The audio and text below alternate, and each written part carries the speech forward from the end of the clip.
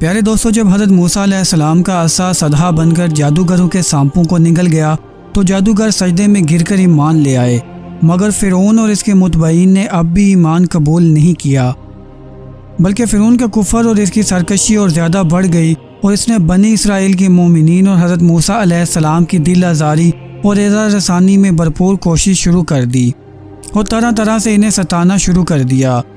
فرعون کے مظالم سے تنگ دل ہو کر حضرت موسیٰ علیہ السلام نے خداوند قدوس کے دربار میں اس طرح دعا مانگی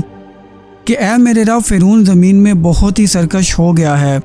اور اس کی قوم نے عہد شکنی کی ہے، لہٰذا تو انہیں ایسے عذابوں میں گرفتار فرما لے جو ان کے لیے سزاوار ہوں اور میری قوم اور بعد والوں کے لیے عبرت ہوں۔ حضرت موسیٰ علیہ السلام کی دعا کے بعد اللہ تعالیٰ نے فرعونیوں پر لگاتار 5 عذابوں کو مسلط فرما دیا۔ وہ 5 عذاب کون سے تھے؟ آئیے جانتے ہیں آج کی اس ویڈیو میں۔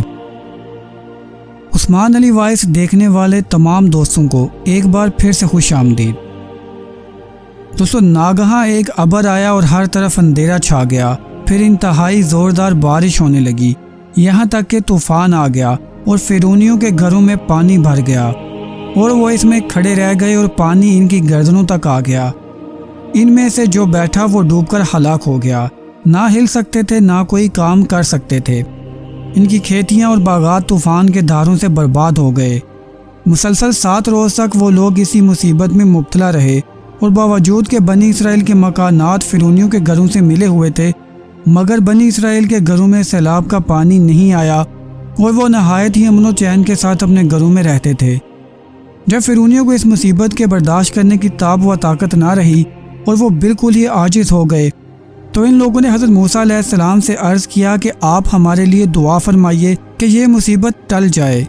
تو ہم ایمان لائیں گے اور بنی اسرائیل کو آپ کے پاس بھیج دیں گے۔ چنانچہ آپ نے دعا مانگی تو طوفان کی بلا ٹل گئی اور زمین میں ایسی سرسبزی اور شادابی نمودار ہوئی کہ اس سے پہلے کبھی بھی دیکھنے میں نہ آئی تھی۔ کھیتیاں بہت شاندار ہوئیں اور غلوں اور پھلوں کی پیداوار بے شمار ہوئی۔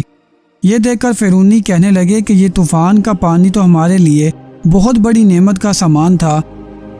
اور پھر وہ اپنے عہد سے پھر گئے اور ایمان نہیں لائے اور پھر سرکشی اور ظلم و عصیان کی گرم بازاری شروع کر دی۔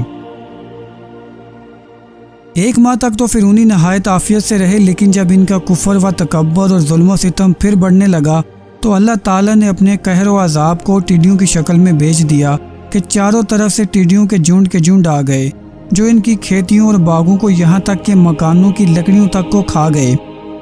اور فرعونیوں کے گھروں میں یہ ٹڈیاں بھر گئیں جس سے ان کا سانس لینا مشکل ہو گیا۔ مگر بنی اسرائیل کے مومنین کے کھیت اور باغ اور مکانات ان ٹڈیوں کی یلغار سے بالکل محفوظ رہے۔ یہ دیکھ کر فرعونیوں کو بڑی عبرت ہو گئی، اور آخر اس عذاب سے تنگ آ کر پھر حضرت موسیٰ علیہ السلام کے آگے عہد کیا کہ آپ اس عذاب کو دفع ہونے کے لیے دعا فرما دیں تو ہم لوگ ضرور ایمان لے آئیں گے اور بنی اسرائیل پر کوئی ظلم و ستم نہ کریں گے۔ چنانچہ آپ کی دعا سے 7ویں دن یہ عذاب بھی ٹل گیا اور یہ لوگ پھر 1 ماہ تک نہایت ہی آرام و راحت میں رہے، لیکن پھر عہد شکنی کی اور ایمان نہیں لائے۔ ان لوگوں کے کفر اور عصیان میں پھر اضافہ ہونے لگا۔ حضرت موسیٰ علیہ السلام اور مومنین کو اعزائیں دینے لگے اور کہنے لگے کہ ہماری جو کھیتیاں اور پھل بچ گئے ہیں وہ ہمارے لیے کافی ہیں، لہٰذا ہم اپنا دین چھوڑ کر ایمان نہیں لائیں گے۔ پھر 1 ماہ کے بعد ان لوگوں پر کمل کا عذاب مسلط ہو گیا۔ بعض مفسرین کا بیان ہے کہ یہ گن تھا جو ان فرعونیوں کے اناجوں اور پھلوں میں لگ کر تمام غلوں اور میووں کو کھا گیا، اور بعض مفسرین نے فرمایا کہ یہ ایک چھوٹا سا کیڑا تھا جو کھیتوں کی تیار فصلوں کو چٹ کر گیا اور ان کے کپڑوں میں گھس کر ان کے چمڑوں کو کاٹ کر انہیں مرغے بسمل کی طرح تڑپانے لگا، یہاں تک کہ ان کے سر کے بالوں، داڑھی، مونچھوں، بھووں، پلکوں کو چاٹ کر اور چہرے کو کاٹ کر انہیں چیچک رو بنا دیا۔ یہ کیڑے ان کے کھانے، پانی اور برتنوں میں گھس جاتے تھے، جس سے یہ لوگ نہ کچھ کھا سکتے تھے، نہ کچھ پی سکتے تھے، نہ لمحہ بھر کے لیے سو سکتے تھے، یہاں تک کہ 1 ہفتے میں اس قہر آسمانی و بلا ناگہانی سے بلبلا کر یہ لوگ چیخ پڑے اور حضرت موسیٰ علیہ السلام کے حضور حاضر ہو کر دعا کی، درخواست کرنے لگے اور ایمان لانے کا عہد دینے لگے۔ چنانچہ آپ نے ان لوگوں کی بے قراری اور گریہ وزاری پر رحم کھا کر دعا کر دی اور یہ عذاب بھی رفع دفع ہو گیا، لیکن فرعونیوں نے پھر اپنے عہد کو توڑ ڈالا اور پہلے سے بھی زیادہ ظلم و عدوان پر کمر بستہ ہو گئے۔ پھر 1 ماہ کے بعد ان لوگوں پر مینڈک کا عذاب نازل ہوا۔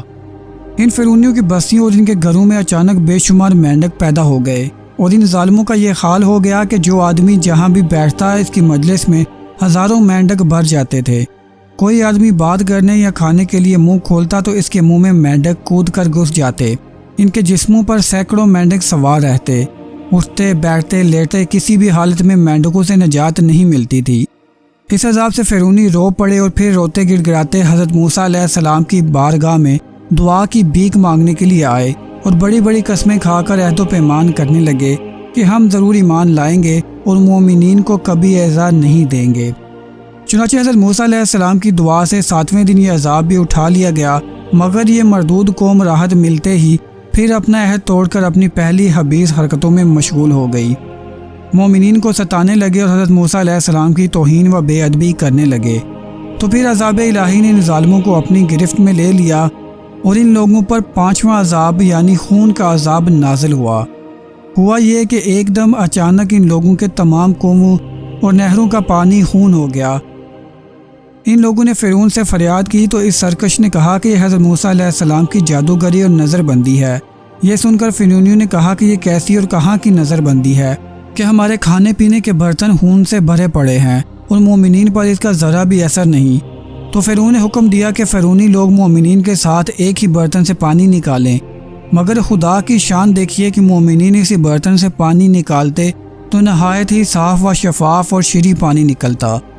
اور فرعونی جب اسی برتن سے پانی نکالتے تو تازہ خالص خون نکلتا۔ یہاں تک کہ فرعونی لوگ پیاس سے بے قرار ہو کر مومنین کے پاس آئے اور کہا کہ ہم دونوں ایک ہی برتن سے ایک ہی ساتھ منہ لگا کر پانی پئیں گے، مگر قدرت خداوندی کا عجیب جلوہ نظر آتا۔